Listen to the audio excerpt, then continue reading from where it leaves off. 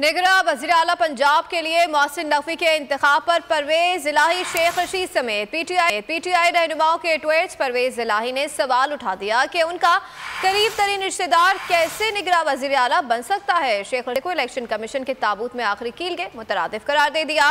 बाबर अवान ने कानूनी और आईनी ऑप्शन इस्तेमाल करने का इंदिया दे दिया।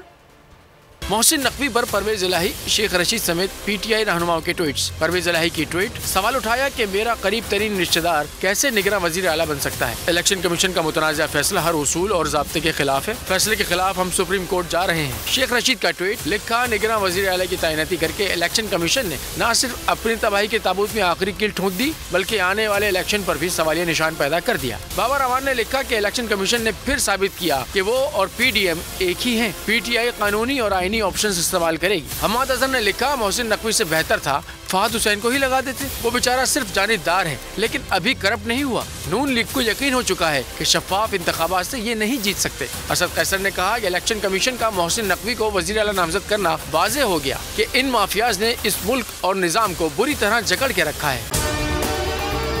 अगर आपको हमारी ये वीडियो पसंद आई है तो लाइक पर क्लिक कीजिए।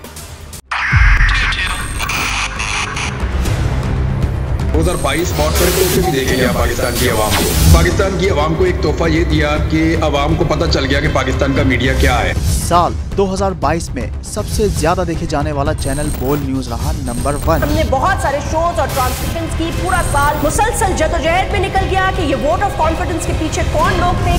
तोड़े रेटिंग के सभी रिकॉर्ड। सोशल मीडिया पर भी सबसे ज्यादा तेजी से 2.4 बिलियन व्यूज का संगे मील अबूर किया।